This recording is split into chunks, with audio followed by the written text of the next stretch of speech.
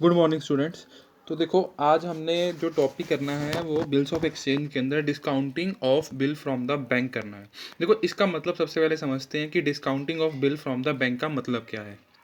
देखो, कई बार क्या होता है कि कोई भी किसी भी सेलर ने बायर को सामान बेचा तो बदले में उसने क्या बना दिया, उसका बिल बना दिया।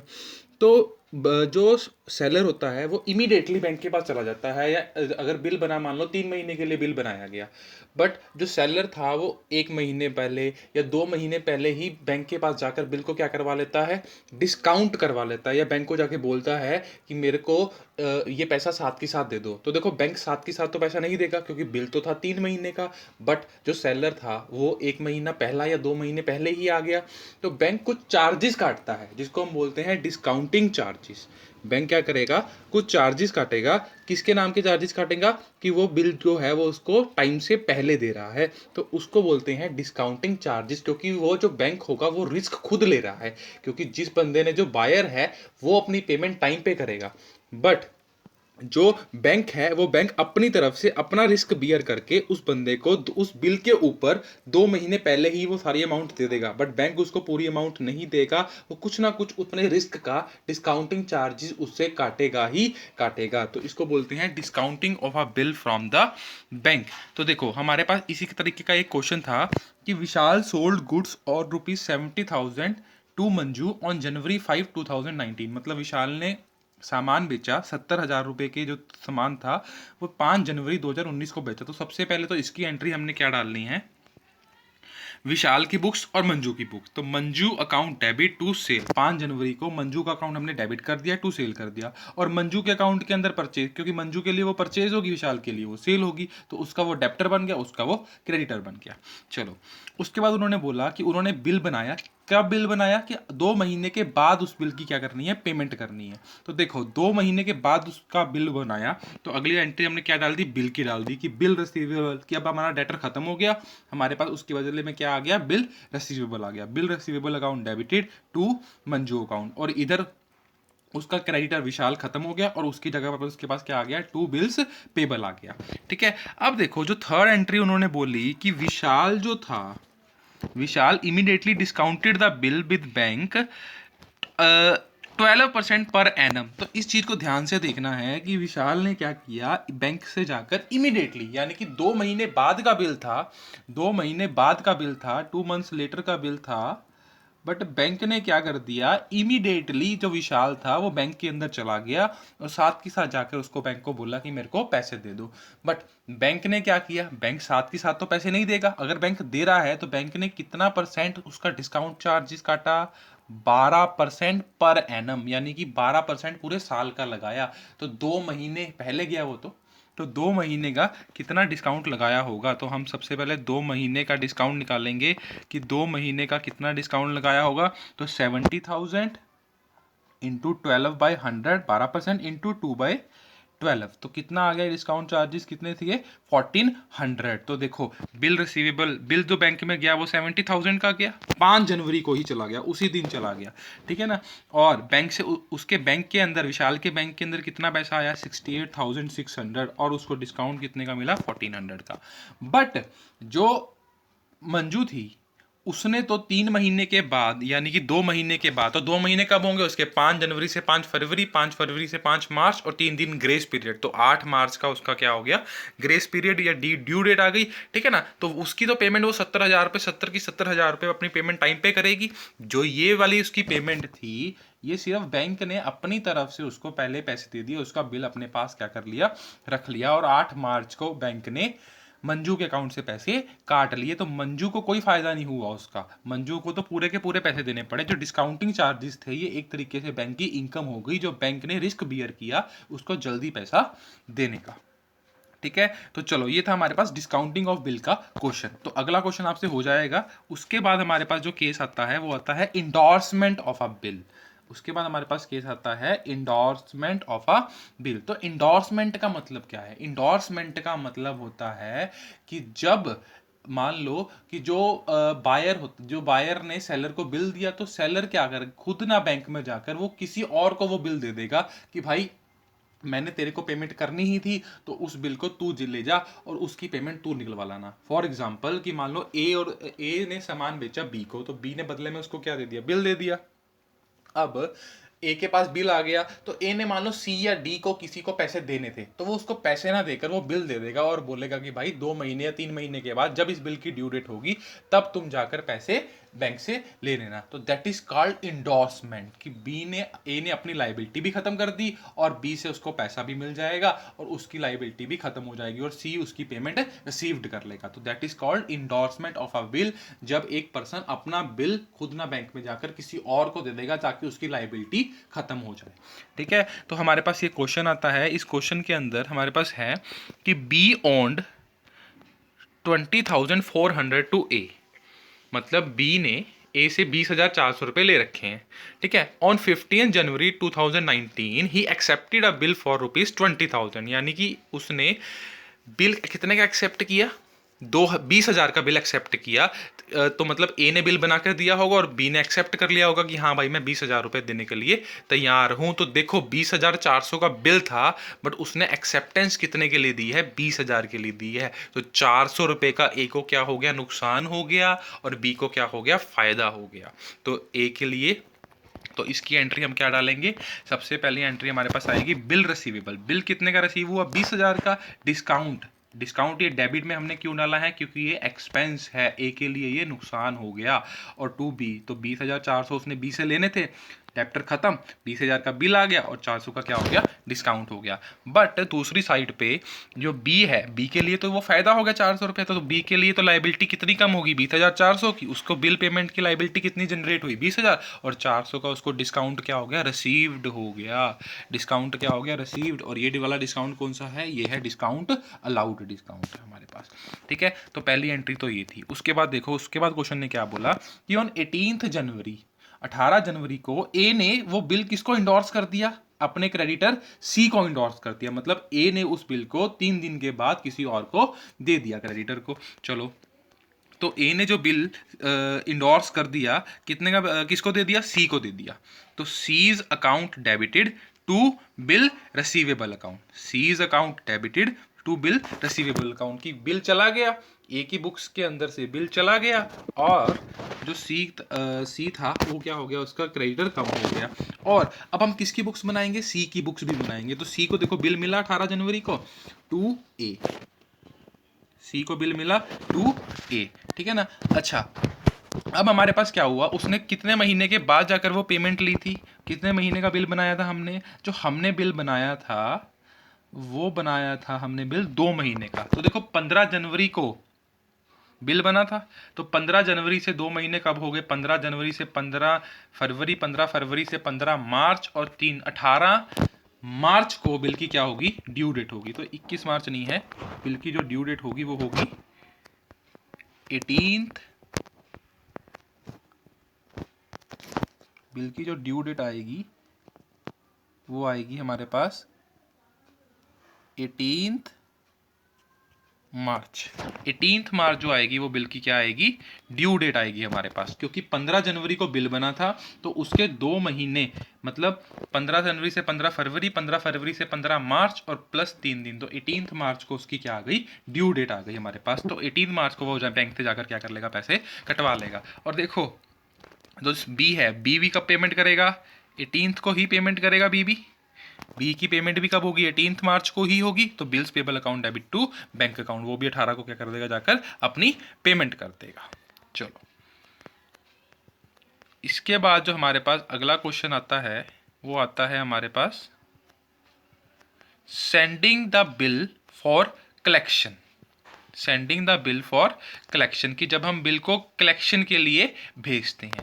यानी कि देखो ये कुछ भी नहीं है, ये नॉर्मल सिंपल सी बात इसके अंदर क्या आती है कि जब ए, मान लो कि ए ने बिल बना दिया और बिल रिसीव कर लिया, तो वो साथ के साथ बैंक को दे देता है बिल, और बैंक को बोलता है कि भाई जब इसकी ड्यू डेट आएगी, जब इस बिल की ड्यू डेट आएगी नॉर्मली, तब जाके इस बिल के ऑटोमेटिकली मेरे अकाउंट में पैसा क्या कर देना, ट्रांसफर कर देना।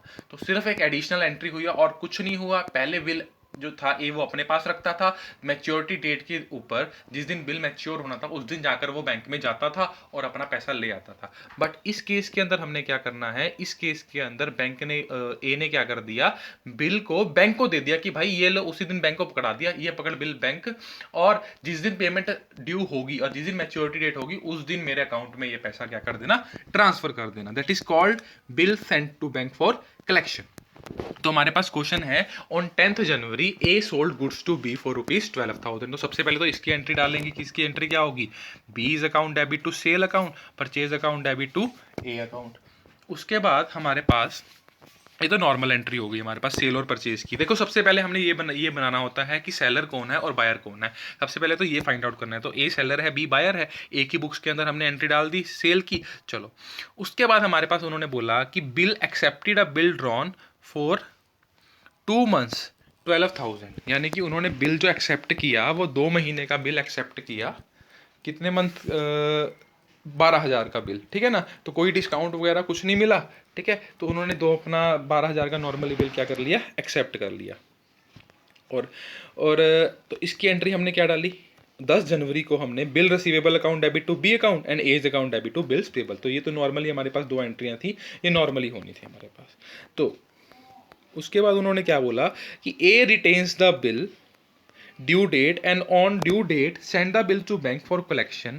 In due course A receive the information from the bank that bill has duly met। के बिल A ने जो था अपने पास बिल रखा ड्यू डेट तक, और ड्यू डेट को उसने बिल बैंक को भेज दिया कलेक्शन के लिए, ठीक है ना। और बैंक ने उसको इंटीमेशन दे दिया कि भाई आपका बिल जो था वो क्या हो चुका है, प्रॉपरली मेट हो चुका है, यानी कि उसकी पेमेंट आपके अकाउंट में ट्रांसफर कर दी है। तो देखो 13 मार्च को, 2 महीने 10 जनवरी से 10 फरवरी, 10 फरवरी से 10 मार्च और 3 दिन ऊपर, तो 13 मार्च हो गया।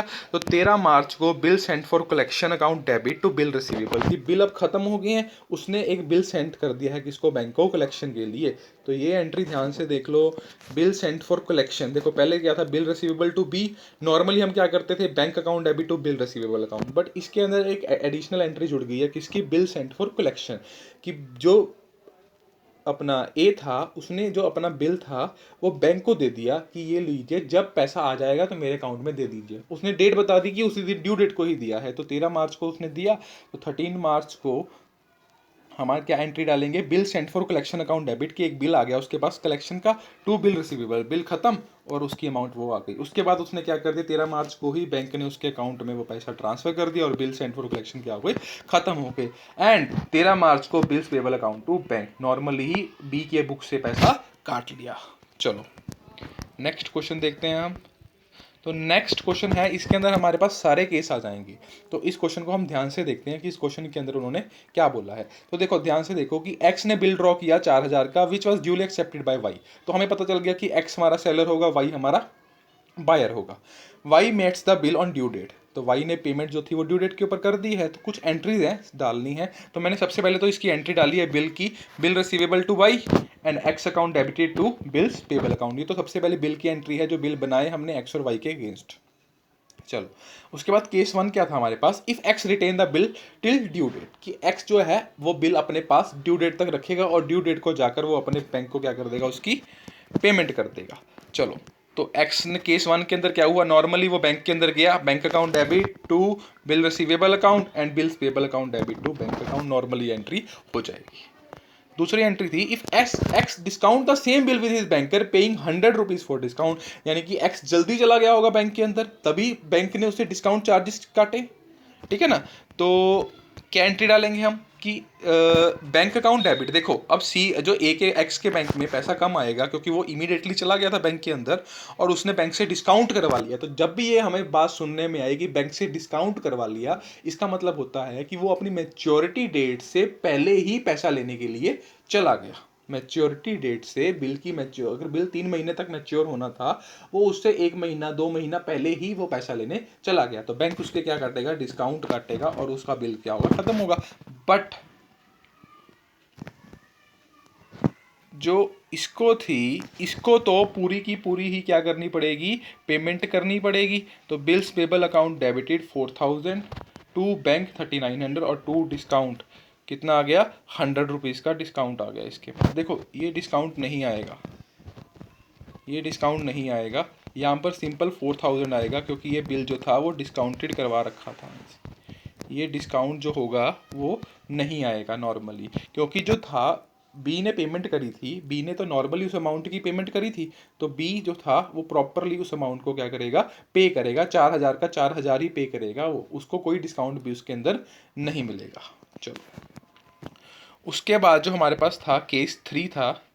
केस 3 क्या बोल रहा था कि if X endorse the same to his creditor Z in full settlement of his डेप्ट ₹4080, कि अगर एक्स जो है वो अपना बिल इंडोर्स कर देगा जेड को full settlement of his debt ₹4080 के अंदर। तो देखो एक्स ने अपना बिल किसको दे दिया, जेड को दे दिया है। एक्स अपना बिल किसको दे रहा है, जेड को बिल दे रहा है अपना। तो नॉर्मली इसके अंदर क्या एंट्री आएगी हमारे पास, हमारे पास इसकी एंट्री आएगी कि जेड अकाउंट क्या होगा, डेबिट कितने का, 4080, उसके खत्म हो गए। बिल कितने का दिया, 4000 का दिया, और 80 रुपये का इसको क्या हो गया, फायदा हो गया। और जेड की बुक्स के अंदर हम क्या एंट्री डालेंगे, bills receivable account debited 4000, discount account debit 80 to X account, कि भाई 4080 रुपये एक्स से कम हो गए, बिल हमें 4000 का मिला और डिस्काउंट कितने का मिल गया, 80 का मिल गया। उसके बाद बैंक से कितना पैसा हुआ उसका, 4000। देखो अब डिस्काउंट जो भी मिला है, जो उतना भी मिला है, वो किसको मिला है, एक्स को मिला है। तो उससे वाई को तो उसका कोई मतलब नहीं है, तो वाई तो नॉर्मली अपने ड्यू डेट के ऊपर पेमेंट कर देगा। Bills payable account debited to bank account 4000। चलो, उसके बाद हमारे पास कौन सा केस आता है, वो फोर्थ केस आता है। तो फोर्थ केस के अंदर उन्होंने क्या बोला कि if X send the bill to his banker for collection, कि हाँ ये वही वाला केस आ गया कि बिल सेंड टू कलेक्शन। तो इसके अंदर सिंपल एक एंट्री एक्स्ट्रा आ जाएगी हमारे पास, ये bill send for collection account debited to bill receivable. पहले उसने बिल को कलेक्शन के लिए भेजा और उसके बाद उस बिल को उसने बैंक से क्या करवा लिया, प्रॉपरली अपने अकाउंट में ट्रांसफ़र करवा लिया। और इसके लिए तो normally bills payable account debited to bank account.